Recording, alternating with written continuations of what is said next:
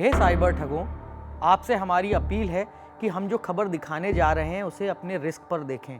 हो सकता है कि आपको दिल से बुरा लग जाए, क्योंकि आपके ही हमपेशा भाई कानपुर के एक नौजवान को ठगने चले थे।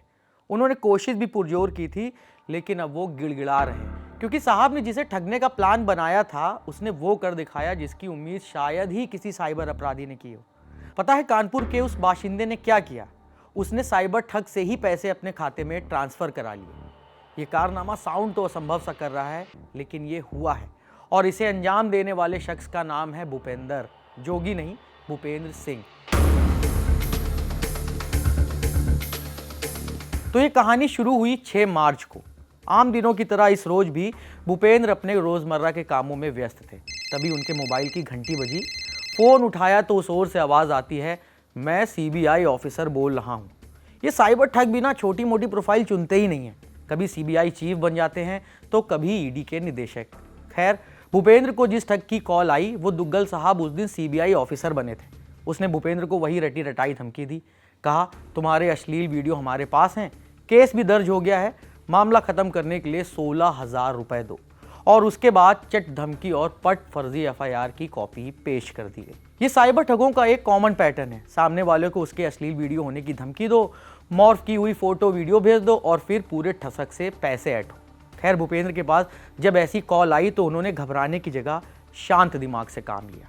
जबकि ऐसे मामलों में अधिकतर लोग हड़बड़ा जाते हैं और इसी हड़बड़ाहट को साइबर ठग हथियार की तरह इस्तेमाल करते हैं। लेकिन इस मामले में कुछ ऐसा हुआ नहीं। भूपेंद्र ने एक प्लान बनाया और उसे ऐसे एग्जीक्यूट किया कि जिसके चलते साइबर ठग को ही पूरे 10,000 रुपए भूपेंद्र को ट्रांसफर करने पड़े।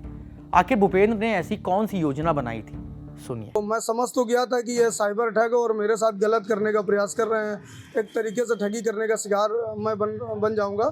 तो मैंने उनसे एक दिन का समय मांगा। मैंने कहा कि मैं इंटर का छात्र हूं सर, मेरे घर पर कुछ मत बताना, मैं व्यवस्था में आपको पैसा करके दे रहा हूं।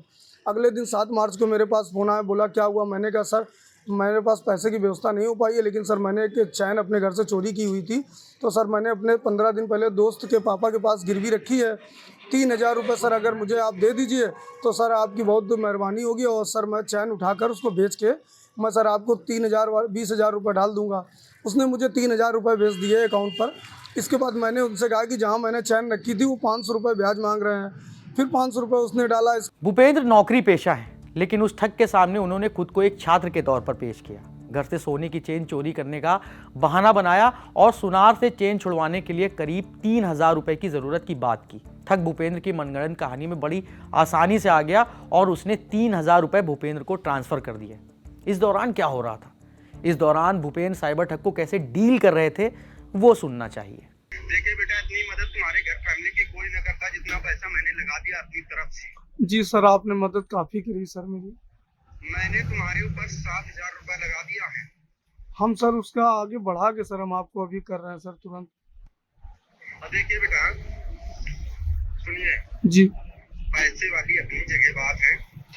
जब वहाँ से तुम पैसा दोगे, जी पहले मेरी बात ध्यान से समझ लेगा, ठीक है? जब पैसा तुम यहाँ से वहाँ ट्रांसफर करोगे, बेचोगे, 82,000 की बिकेगी। पहले बात समझिएगा बेटा। जी मैं तुम्हारा यही है ना सोचना कि मैं तुम्हारा पैसा खा जाऊंगा, समझ में आ रहा? ये भूपेंद्र की पहली कामयाबी थी। इसके बाद 9 मार्च को उनके पास ठग की कॉल फिर से आई। इस दिन भूपेंद्र अपनी कपोल कल्पित कहानी का पार्ट 2 लेकर आ गए। उन्होंने ठग से कहा कि सुनार ने चेन रख ली है और कहा है कि तुम नाबालिग हो, अपने माता पिता को लेकर आओ। फिर भूपेंद्र ने ठग को एक और ऑफर दे मारा। कहा कि तुम मेरे पिता बनकर सुनार से बात कर लो। ठग मान भी गया और भूपेंद्र ने ठग की बात अपने दोस्त से करा दी। ठग उन दोनों की बातों में ऐसा फंसा कि उसने करीब 4,500 रुपए और भेज दिए। तुम्हारी बात है, नहीं सर, हम आपको पैसा दे देंगे। आपने सर इतनी हेल्प मेरी करी है सर। पहले मेरी बात सुनिए राजू। जी सर। हेलो। जी हेलो। ये बोल रहे राजू जी जब जाओगे सीडीआर मैडम के पास, जी तुम वहाँ से तुम्हारे पास पैसे ज्यादा होंगे, इस वजह से तुम पैसा कितना लगाओगे वो मैं बता दूंगा कि इतना पैसा लगा दो, फिर तुम्हारा पैसा जितना बढ़ जाएगा मैं रिटर्न वापसी करवा दूंगा, ठीक है? और इस कहानी में तीसरा ट्विस्ट आया 10 मार्च को। इस रोज ठग ने भूपेंद्र को कॉल करके अपने दिए 7,000 रुपए और फर्जी केस खत्म करने के बदले में मिलने वाला जो पैसा था उसका तकादा किया, मतलब जिस पैसे के लिए वो धमकी दे रहा था। लेकिन भूपेंद्र भाई नया प्लान तैयार लिए बैठे थे।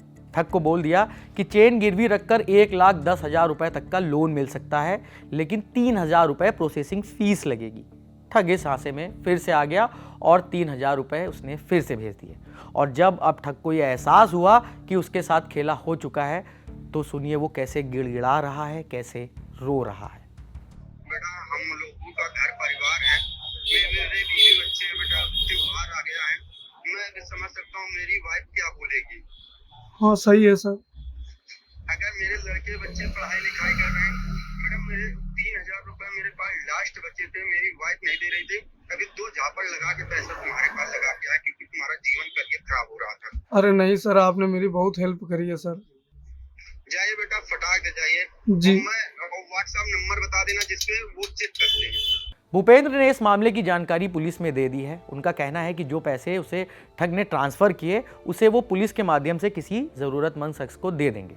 इस खबर के आखिर में हम आपसे इतनी अपील करना चाहते हैं कि जब आपके पास इस तरह की कॉल आए जिसमें आपको जरा सा भी अंदेशा हो कि ये ठग की कॉल आई है, तो घबराएं मत, धैर्य से काम लें। बाकी कैमरा संभाल लें हमारे प्रशांत भाई, मैं हूं नीरज और आप देखते रहिए दी लल्लन टॉप।